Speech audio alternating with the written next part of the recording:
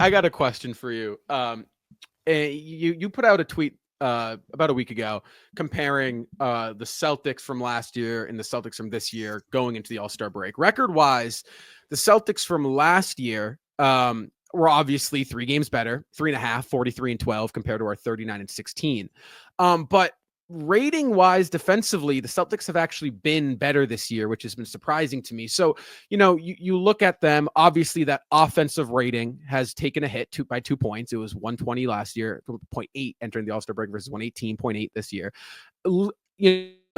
Exiting the All-Star break here. So the second half of the year, the last, 26 games they have, do you see Boston performing better than what they did last year? I guess is what I'm asking, because it feels like sure, they're 4 games worth start, but it feels like they're trending upwards, and their peak might be better than what their peak last year was now.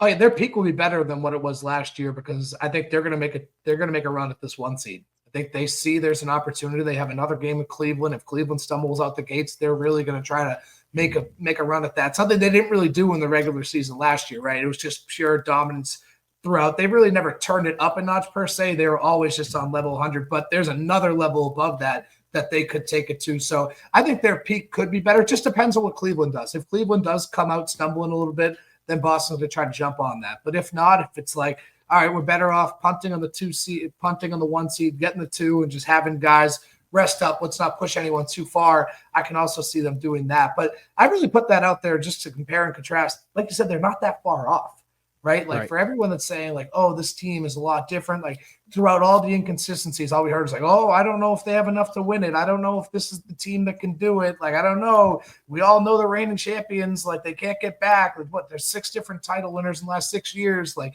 I don't know. But like the reality is they're just fine.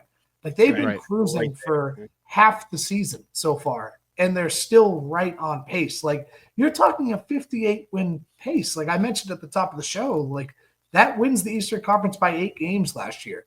You're doing okay. Everything's okay. And they're doing this with guys being in and out of the lineup. Obviously, Kristaps Porzingis reacclimating, and that kind of goes back to what we were talking about earlier about teams kind of having film on them.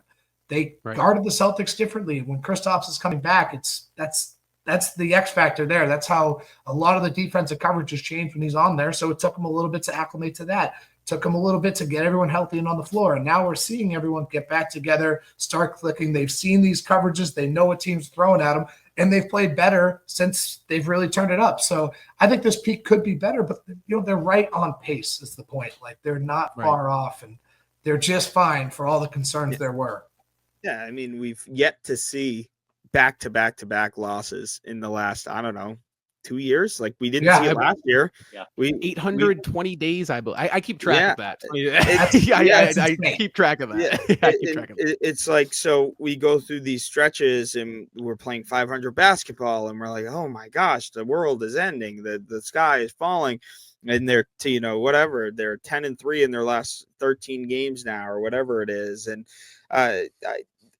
you point out, like, we are right there. And I allude to the comment I made earlier where it's like last year we were just such a dominant team that if we have a slip-up game here or we're playing a little lackadaisical here, like it just feels like we're just not the same team. But I have utmost confidence that the Celtics team, they have figured it out.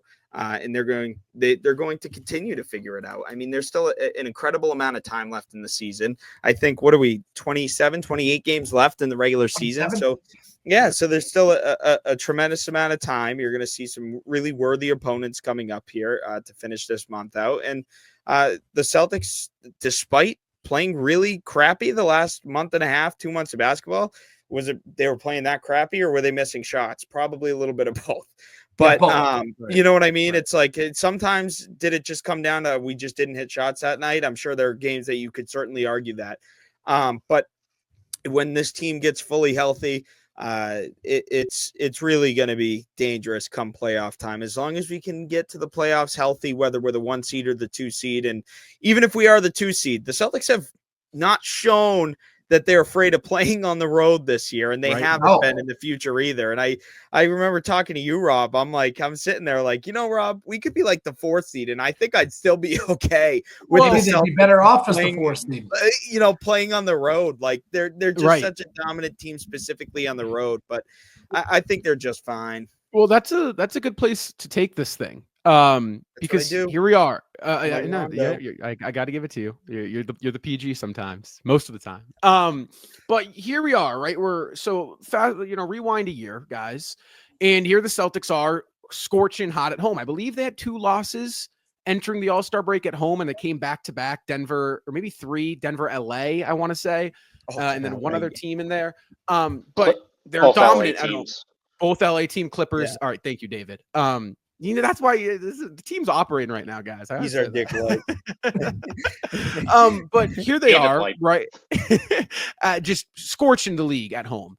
And I mean, they get off 20 straight in a row. They lose to Denver, but then fast forward a year and they've been just put up some stinkers at home. What changed? Is it complacency? It's popping up again. They're at home and they think to themselves, okay, we're at home. We're supposed to be good at home. So it is what it is. Or are they doing something differently on the road? I mean, why is it they're the league's best, road team after previously last year being the best home team? Why did it switch ups like that? It's funny. Every time they get introduced, there's still little pieces of confetti that come flying down once they're introduced at every game. Like we're in February now, and it's still coming down, little pieces. Yep. And I've seen players pick it up and throw it away, get it off the court. That's a reminder of what they did just so short ago. The confetti is still flowing down. So when you see that banner, it's like, oh, you know what? That's what we can do. That's what we can be. We can turn it up whenever. We're going to let our foot off the gas a little bit. I really do think it's as simple as that. And when you're letting your foot off the gas and the opponents, they've talked about it all year. It's coming right from the horse's mouth. The Celtics have been really open about it. They're getting everyone's best shot every night. And when you're getting everyone's best shot and you're taking your foot off the gas, that's a bad mix, right? You're inviting them to hang in there and actually give you a chance to win. And that's what's happened. So I think it's that, they're taking their foot off the gas at home because there's less distractions, right? You're out, you're in front of your home fans, you're at your own house, your family. There's a lot of distractions at home that people might overlook. So they have a chance to really right that ship, though, coming out of the All-Star break. 8 of their first 11 will be at home coming out of the break. So really good opportunity for them to really quiet all that. Right. It's comfortable knowing that, because we do know that the Celtics can win at home and what they're capable of doing. And we obviously know they're capable of winning on the road. We've had some significant road wins, specifically in the recent playoff runs the last couple of years. But I think it's really refreshing seeing this team be able to go into the opposing arena as defending champs and taking care of business against some really, really, really successful teams. Cleveland just last week, which was an important win. And obviously New York. I mean, New York's a team that we talked about earlier in the episode, but we talked about them all season, and they've been very, very vocal about how they're building this team around to beat Boston.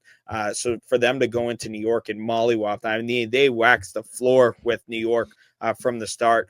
Those are really big wins for the Celtics team, especially, I just mentioned the past couple months, they've been a little bit flat. So they come in and they win some road games, get some big games on the road. Don't want to mention the second half of the OKC game, but that first half of the OKC game, the Celtics were really playing some really splendid basketball, and that's another tough arena to play in. So Celtics winning on the road, I really like them going into the road games. I look at the home schedule, and you just mentioned 8 of our next 11 at home. I get a little nervous in the stomach, but I really like their chances of going in and winning on the road. Well, and you know what though, guys, this is worth Tatum came out and he said, right on air, listen, we got to be better at home. I believe it was after the Knicks game, Philly, I forget. But he came out and he said, we got to do a better job at home. And you saw them to, close out the All-Star break. They got that win against San Antonio. So I think, those questions, and I guess this is a question within the question is, does this team want to go back to back, right? Because so many times you see the defending champs roll into the next year and they pose the question, do they want to go back to back? I think this team, they clearly do, right? I mean, it's not like they don't. They're letting up, because you see comments like that and you think to yourself, okay, these guys want to do it. Honestly, yes, but they also want to get through the regular season. They want to get out of the regular season. They want April here. They want the playoffs here. They understand they can't sit down for 82 games. They get that they need to go through the ebbs and flows, the trials and tribulations of the regular season, and they have to, learn the ups and downs throughout the regular. They know that it's a process. But I do think that they're sitting here and saying, okay, hell with this. I want to go to the playoffs. I think that's what it comes down to as well.